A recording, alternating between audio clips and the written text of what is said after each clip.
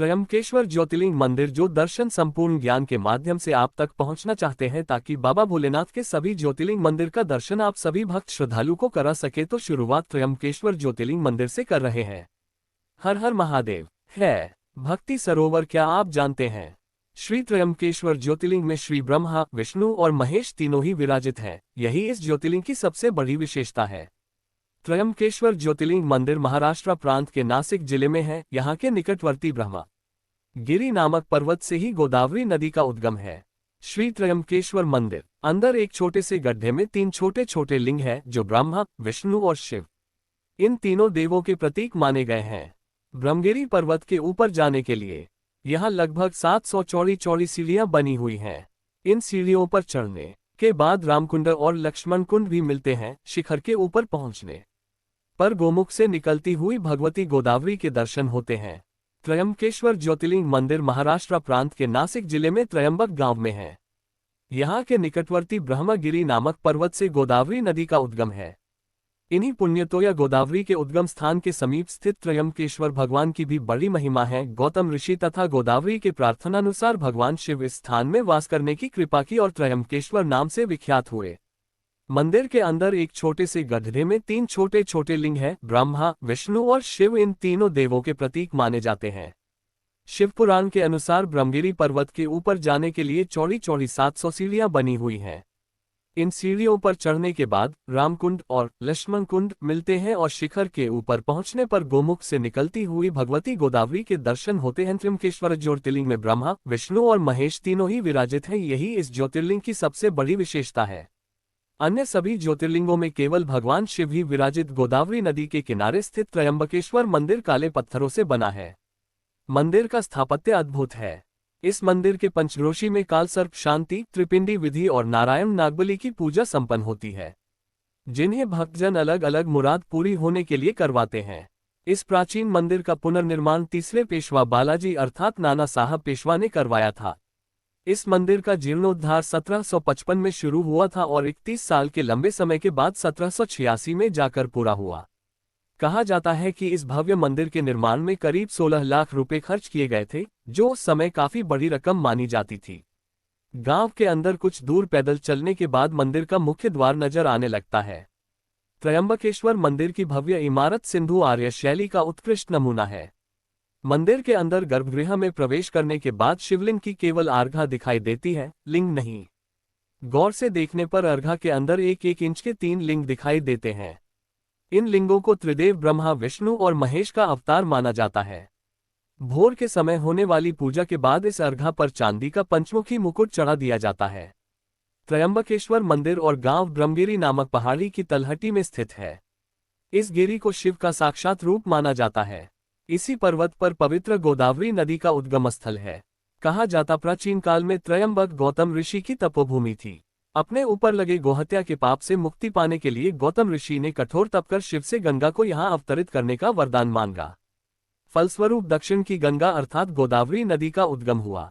गोदावरी के उद्गम के साथ ही गौतम ऋषि के अनुनय विनय के उपरांत शिवजी ने इस मंदिर में विराजमान होना स्वीकार कर लिया। 3 नेत्रों वाले शिव शंभू के यहाँ विराजमान होने के कारण इस जगह को त्रयंबक 3 नेत्रों वाले कहा जाने लगा। उज्जैन और ओंकारेश्वर की ही तरह त्रयंबकेश्वर महाराज को इस गांव का राजा माना जाता है। इसलिए हर सोमवार को त्रयंबकेश्वर के राजा अपनी प्रजा का हाल जानने के लिए नगर भ्रमण के लिए निकलते हैं। इस ज्योतिर्लिंग की स्थापना के विषय में शिव पुराण में ये कथा वर्णित है। एक बार महर्षि गौतम के तपोवन में रहने वाले ब्राह्मणों की पत्नियां किसी बात पर उनकी पत्नी अहिल्या से नाराज हो गईं। उन्होंने अपने पतियों को ऋषि गौतम का अपमान करने के लिए प्रेरित किया। उन ब्राह्मणों ने इसके निमित्त भगवान श्री गणेश जी की आराधना की। उनकी आराधना से प्रसन्न हो गणेश जी ने प्रकट होकर उनसे वर मांगने को कहा। उन ब्राह्मणों ने कहा, प्रभु, यदि आप हम पर प्रसन्न हैं तो किसी प्रकार ऋषि गौतम को इस आश्रम से बाहर निकाल दें। उनकी यह बात सुनकर गणेश जी ने उन्हें ऐसा वर न मांगने के लिए समझाया, किंतु वे अपने आग्रह पर अटल रहे। अंततः गणेश जी को विवश होकर उनकी बात माननी पड़ी। अपने भक्तों का मन रखने के लिए वे एक दुर्बल गाय का रूप धारण करके ऋषि गौतम के खेत में जाकर रहने लगे। गाय को फसल चरते देखकर ऋषि बड़ी नरमी के साथ हाथ में तृण लेकर उसे हाँकने के लिए लपके। उन तृणों का स्पर्श होते ही वह गाय वहीं मरकर गिर पड़ी। अब तो बड़ा हाहाकार मचा। सारे ब्राह्मण एकत्र हो गोहत्यारा कहकर ऋषि गौतम की भर्त्सना करने लगे। ऋषि गौतम इस घटना से बहुत आश्चर्यचकित और दुखी थे। अब उन सारे ब्राह्मणों ने कहा कि तुम्हें यह आश्रम छोड़कर अन्यत्र कहीं दूर चले जाना चाहिए। गो हत्यारे के निकट रहने से हमें भी पाप लगेगा। विवश होकर ऋषि गौतम अपनी पत्नी अहिल्या के साथ वहां से एक कोस दूर जाकर रहने लगे। किंतु उन ब्राह्मणों ने वहां भी उनका रहना दूभर कर दिया। वे कहने लगे, गोहत्या के कारण तुम्हें अब वेद पाठ और यज्ञादि के कार्य करने का कोई अधिकार नहीं रह गया। अत्यंत अनुनय भाव से ऋषि गौतम ने उन ब्राह्मणों से प्रार्थना की कि आप लोग मेरे प्रायश्चित और उद्धार का कोई उपाय बताएं। तब उन्होंने कहा, गौतम, तुम अपने पाप को सर्वत्र सबको बताते हुए 3 बार पूरी पृथ्वी की परिक्रमा करो, फिर लौटकर यहाँ 1 महीने तक व्रत करो। इसके बाद ब्रह्मागिरि की 101 परिक्रमा करने के बाद तुम्हारी शुद्धि होगी, अथवा यहाँ गंगाजी को लाकर उनके जल से स्नान करके 1 करोड़ पार्थिव शिवलिंगों से शिवजी की आराधना करो। इसके बाद पुनः गंगाजी में स्नान करके इस ब्रह्मगिरि की 11 बार परिक्रमा करो।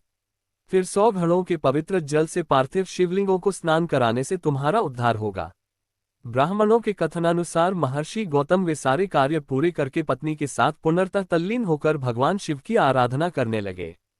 इससे प्रसन्न हो भगवान शिव ने प्रकट होकर उनसे वर मांगने को कहा।